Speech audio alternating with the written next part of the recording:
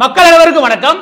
ஜோதிகா சூர்யா ரெண்டு பேரும் தலைமறைவா இல்ல வாய் பேச முடியாம போயிருச்சா இல்ல ரெண்டு கண்ணு தெரியாம போயிருச்சா அப்படின்னு நம்ம கேட்க வேண்டியிருக்கு. அவங்கள மட்டும் கேட்க கூடாது. பொய் சொன்னா அரைவேன் அப்படின்னு ஒருத்தன் சுத்தி தெரிஞ்சான். யாரு? இந்த சித்தார்த்தன் ஒருத்தன். அவனை காணா. ஆர்ஜே பாலாஜி ஒரு பள்ளி, அந்த பள்ளியை காணா. இவங்க எல்லாம் எங்க போனாங்க? 4 வருஷத்துக்கு முன்னாடி இவங்க எல்லா போடும் குதின்னு குதிச்சானுங்க எதுக்கு எடுத்தாலும். இதையே நான் சொல்றேன் அப்படின்னா, ஒரு வீட்டுல தாய் தந்தை 2 பேருமே இறந்து போயிட்டாங்க. கூலி வேலை பார்த்து தன்னோட குடும்பத்துல 2 குழந்தைகளை படிக்க வைக்கணும்னு போராடின அந்த தாய் தந்தை 2 பேரும் இறந்து போயிட்டாங்க. அங்க இருந்த 2 பெண் குழந்தைகளும் அனாதையா நிக்குது. எங்க? கள்ளக்குறிச்சி சம்பவத்துல. அங்க இன்னொரு அம்மா அழுகுது. அதுல சொன்னா என்னையதான் தாயா நினைச்சிருந்தான், அவன் இறந்து போயிட்டானே, அவன் துடிச்சு என் கண்ணு முன்னாடியே இறந்து போயிட்டானே அப்படி சொல்லி ஒரு அக்கா தன்னுடைய தம்பி துடிச்சு இறந்து போறத கண் முன்ன பார்த்திருக்காங்க. அதுவும் தாய் தந்தையர் இல்லாம தன் தம்பி எப்படியா படிக்க வச்சு அவனுக்கு ஒரு எதிர்காலம் உருவாக்க நினைச்சவங்க. இவ்வளவு கள்ளச்சாராயத்துல இருந்து தவறு ஒரு போட்டு அவன் மேல இருந்தாலுமே கூட இந்த கள்ளச்சாராயம் இறப்புன்றது இன்னைக்கு நடக்கல. கடந்த 3 வருஷமாக அந்த பக்கம் கள்ளச்சாராயம் காய்ச்சப்படுது. கடந்த 1 வருஷத்துக்கு முன்னாடியே மிகப்பெரிய நிகழ்வு இங்க நடந்திருக்கு. இன்னைக்கு சுமார் 50க்கும் மேற்பட்டோர் இறந்திருக்காங்க. அதில் முதல் முறையாக ஒரு 10 பேர் இறக்கும் போது அந்த விவகாரத்தை ஒட்டுமொத்தமா மூடி மறைக்கிறதுக்கு அந்த மாவட்ட ஆட்சியாளர் முயற்சி பண்ணிருக்காரு. அதுல எஸ்பி துணை போயிருக்காங்க. ஒட்டுமொத்த கிராமம் சொல்லக்கூடிய விஷயம் என்ன அப்படின்னா, திமுக கவுன்சிலர் 2 பேர் அதுக்கு முக்கிய ஆதரவு. அவங்க ஆதரவோட தான் இங்கே கள்ளச்சாராயம் விற்கப்படுது 3 வருஷமா. இது ஒட்டுமொத்த ஊருக்கும் தெரியும். அந்த ஊருக்கு தெரியும் போது காவல்துறைக்கு தெரியாமலா இருக்கும். அந்த காவல்துறை ஆசையோட தான் நடக்குது. அப்படி சொல்லி இன்னைக்கு திமுக அரசாங்கத்தின் மீது மிக முக்கியமான குற்றச்சாட்டை வைக்கிறாங்க அந்த பகுதி மக்கள். இதோட சேர்த்து இங்களுடைய ஆய்வாளர்கள் இந்த கள்ளச்சாராய விவகாரத்தில் நன்கு விவரம் தெரிஞ்சவர்கள் என்ன சொல்றாங்க அப்படின்னா, இந்த நபர்களுக்கு மெத்தனால் வர சும்மா வராது. இந்த மெத்தனால கொண்டு வர நபர்கள் மிக முக்கியமான புள்ளிகளா இருக்கணும்.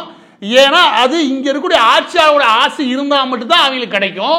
இன்னும் சொல்லப்போனா அவங்களுக்கு அது கொண்டு வந்து மெத்தனால்னா தெரியாது. இவங்களுக்கு கொண்டு வந்து அந்த மெத்தனால் சேர்க்கிற வகையிலும் இன்னொரு பக்கம் மாவட்ட செயலர் இந்த கொலைகளை மறைக்க முயற்சி பண்ணார் இல்லையா, இது கொலைகள் தான், அதை மறைக்க முயற்சி பண்ணாரு. அந்த இடத்துல இந்த ஆட்சியாளர் மீது மிகப்பெரிய கேள்விகள் எழுப்பப்படுது. இவ்வளவு விஷயம் நடந்துட்டா இருக்கா இல்லையா? இவ்வளவு விஷயம் நடக்குது. நேத்து வரைக்கும் கத்திக்கிட்டு இருந்த எவனையும் காணமே காண. வேற ஒண்ணும் இல்லைங்க. தஞ்சாவூர் கோவில் இருக்கு இல்லையா, அந்த கோவில் எதுக்கு? பள்ளிக்கூடங்கள் தேவை. அதாவது சர்ச்சை பத்தியோ மசூதியை பத்தியோ பேசாத ஜோதிகா தஞ்சாவூர் கோயிலாம் தேவையில்லைங்க, நமக்கு பள்ளிக்கூடம் தேவைங்க அப்படின்னு புரட்சிகரமா வசனம் பேசிக்கிருந்துச்சு. எப்ப? எடப்பாடி பழனிசாமி அவர்கள் ஆட்சியில் இருக்கும்போது. இன்னைக்கு எங்க போச்சு? அது மும்பைக்கு போயிருச்சு. அதுக்கப்புறம் அந்த ஜோதிகாவுக்கு மாப்பிள்ளையாக சேவகம் செய்யக்கூடிய சூர்யான்னு ஒரு ஆளு. யாரு? சூர்யான்ற நடிகர். அது செல்லுத்தட்டி சிவகுமாரோட மகன். இந்த குடும்பமே எப்படின்னா, ஜெயலலிதா இருக்கிற வரைக்கும் ஜெயலலிதாவுக்கு தாஜா பண்ணிட்டே வாழ்ந்துச்சு. அதுக்கப்புறம் ஜெயலலிதா அவர்கள் இறந்ததுக்கு அப்புறம் இந்த குடும்பம் வந்துருச்சு இல்லையா, யாரு? கருணாநிதி குடும்பம். அதுக்கு தாஜா, அதுக்கு சோப்பு போட்டுட்டே வாழுது. இந்த குடும்பத்தோட புத்தியே யாரு? இந்த செல்லுத்தட்டி சிவகுமாரோட குடும்ப புத்தி எப்படின்னா, யார் யார் ஆட்சியில் காணோம் அவனுக்கு சோப்பு போட்டே வாழலாம். இந்த மாதிரி ஒரு புத்தியில ஸ்டாலின் குடும்பத்துக்கு சோப்பு போட்டு தெரிஞ்சிச்சு. ஆட்சி அதிகாரத்துக்கு வந்தாங்க. அதுக்கு முன்ன வரைக்கும் நீ பார்த்து வச்சுக்க, நீட் எதிர்ப்பு புரட்சிகரமான வசனங்களை ஊரா சுத்தி இருப்பாப்ல. இனி கேட்கணுமா இல்லையா? நேத்து வாக்குறுதி கொடுத்துல எங்கடா போன்னு கேட்கணுமா இல்லையா? கேட்கறதுக்கு வாயில வராது. யாரு?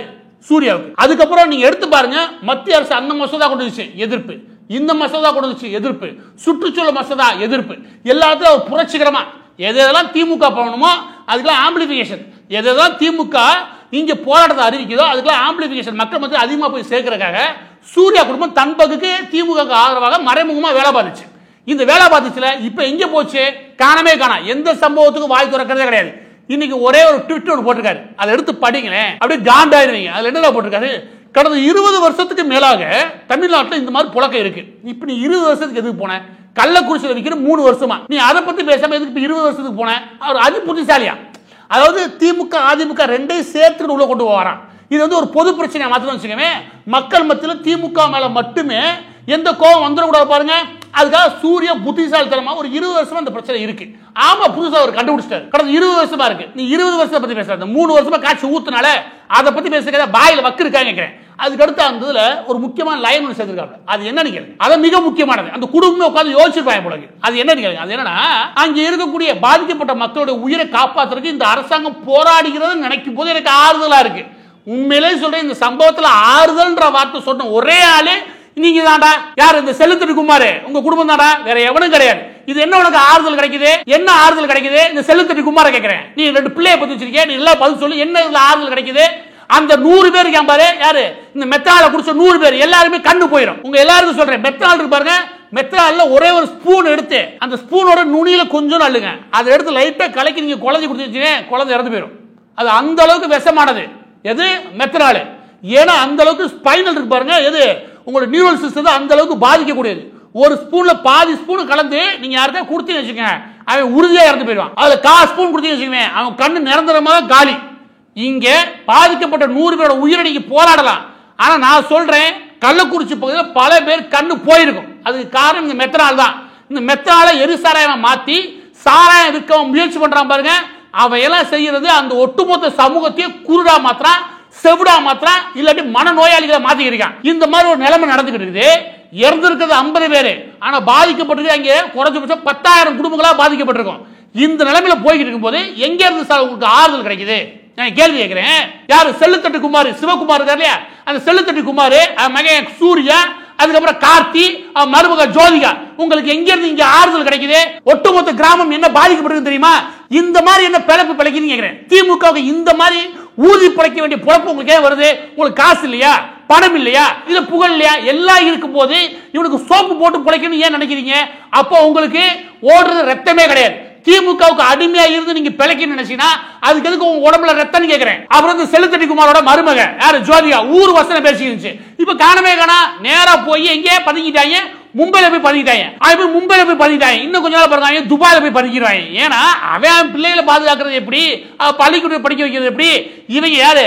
திமுக குடும்பத்தில் இருக்க கள்ள பணம் இருக்கு இல்லையா, கருப்பு பணத்தை நல்ல பணமா மாத்தி நம்ம எப்படி சம்பாதிக்கிறது, அவங்கள தாஜா பண்றது எப்படி அப்படின்னு செல்லுத்தட்டி குமார் இருக்காரு. அவர் பிள்ளைகளுக்கு நல்லா சொல்லி கொடுத்திருக்காரு.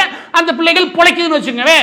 விஷயம் என்ன அப்படின்னா, இப்ப இந்த ஜோதியாவை இருக்கிறேன்னா அந்த பகுதியில் இந்த 100க்கும் மேற்பட்டோர் இந்த விவகாரத்தில் உயிருக்கு போராடி இருக்காங்களே, அந்த பகுதியில் நீங்க எடுத்து பாருங்க. கொஞ்ச காலத்துக்கு முன்னாடி மருந்து தட்டுப்பாடு. எதுக்கு மருந்து தட்டுப்பாடு நினைக்கிறீங்க? வெறிநாய் கடிக்கு மருந்து கிடையாது. வெறிநாய் கடிக்கு மருந்து இல்லாத இடத்துல இவங்களை காப்பாத்துறதுக்கு என்ன மருந்து இருக்கும்? இந்த ஆறுதல் குமார் எங்க? செல்லுத்தட்டி குமார். இப்ப என்ன உனக்கு ஆறுதல் கிடைச்சு?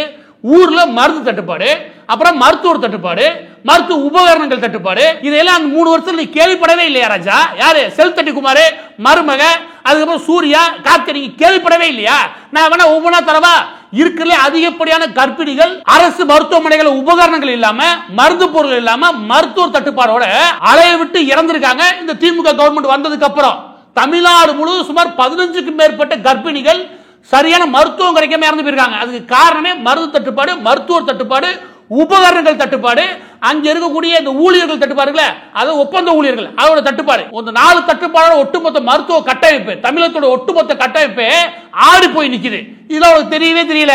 சத்தியமா சொல்லு, சத்தியமா சொல்லு. யாரு? செல்லுத்தட்டி குமார். நம்ம வளசாட்சி தொட்டு சத்தியம் பண்ணி சொல்லு பார்ப்போம். திருநீர் பிடிச்சிட்டு ஊரை வந்து ஏமாத்தார யாரு? நீ, உன் பிள்ளை, ஊர்ல வந்து ஏமாத்தாதீங்க. திமுக குடும்பத்துக்கு நாங்க நக்கி பிழைக்கிறோம் அப்படின்னு சொல்லிட்டு போக வேண்டியதானே? அதுக்கடுத்து இந்த பொய் சொன்ன அரைவேன் யாரு? சித்தார்த்தன் ஒரு தெரிஞ்சான். யார் பொய் சொன்னாலும் அரைவேன், யார் சொன்னாலும் அரைவேன். ஆமா, ஒரு பெரிய புரட்சி புடலங்க. யார் சொன்னாலும் அரைஞ்சிருவேன். 3 வருஷமா காணங்க. 3 வருஷமா ஹனிமூன் போயிட்டான். நீங்க எடுத்து பாருங்க, போட்டோ ஃபுல்லா கடந்த 3 வருஷமா ஹனிமூன் போட போட்டோ தான் இருக்கும். எங்கேயோ சுத்தி இருக்கான்.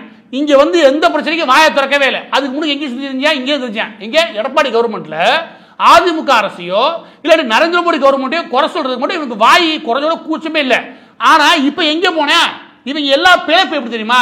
இங்க உடைய சபரிசன், உதயநிதி, இவங்கள்ட்ட கருப்பு பணம் இருக்கு இல்லையா, அதை அட்டை பூச்சிமா அதில் ஒட்டி அதுல கொஞ்சம் உறிஞ்சு சாப்பிட்றதுக்காக தீராங்க. வேற என்னவா இருக்க முடியும் சொல்லுங்க பார்ப்போம். இந்த திமுக கவர்மெண்ட்ல இவ்வளவு பெரிய அட்டுவே நடக்குது, ஒரு வாயை திறந்து பேச முடியலன்னா இவன் யாரு? இவன் புரட்சியாளரும் கிடையாது, இவன் சமூக போராளியும் கிடையாது, சமூகத்துடைய அக்கறை கிடையாது. இவங்களுக்கு பணம், எங்க பணம் இருக்கோ அந்த பணத்தை ஒட்டி உறிஞ்சு சாப்பிட்டு இவங்க கொஞ்சம் அதுல கொஞ்சம் உறிஞ்சி வாழ சாப்பிடுறாங்க. இவங்க ஒட்டுடைய தவிர வேற என்ன இருக்க முடியும்? அதுக்கப்புறம் ஆர்ஜே பாலாஜி வந்து ஏகப்பட்ட பேர் பேசுற பேச்சுலாம் சொல்றீங்களே, வேலை புற்றுநோய் வந்தாலும் ஆச்சரியம் இல்லை, அந்த பேச்சு பேசுறேன். அப்ப இப்ப எங்க போனேன்? அந்த பள்ளி எங்க போனா கேட்கிறேன். அதுக்கப்புறம் ஹிந்தி தெரியாது போடா, அது போடா, இது போடான்னு இந்த நடிகர்கள் கும்பலே ஏகப்பட்ட கூத்து படிச்சு, ஏகப்பட்ட கூத்து படிச்சு. இன்னைக்கு வாயை திறந்துச்சா? எதுவும் வாயை திறந்து நேரடியாக திமுகவை கண்டிக்கிறதுக்கு துப்பு இல்லை. அப்ப என்ன அர்த்தம்? அப்ப என்ன அர்த்தம்? நான் இறுதியா சொல்றேன். என்ன அர்த்தம்னா, நடிகர்கள் பிடிச்சி ஒரு கப்பல்ல ஏத்தி அப்படி நாட்டை விட்டு கடத்திட்டு வச்சுக்கவே, இந்த திமுக இருக்கு பாருங்க, மொத்தம் கருணாநிதி குடும்பம், கருணாநிதி குடும்பத்துக்கு கீழே திமுக அழிஞ்சே போயிடும். இந்த நடிகர் நடிகை வச்சு இவங்க வாழ்றாங்க. அதெல்லாம் பிடிச்சி கப்பலை கட்டி நாட்டை விட்டு அனுப்பி வச்சுக்கவே, இவங்க அழிஞ்சு போயிடாங்க. இவங்க அழிஞ்சு போயிட்டாங்கன்னா நம்ம தப்பிச்சிருவோம். யாரு? தமிழ்நாடு தப்பிச்சிரும். எனவே இந்த பிரச்சனைக்கு நேரடி காரணம் திமுக, மறைமுக காரணம் இந்த செல்லுத்தட்டி குமாரோட குடும்பம்.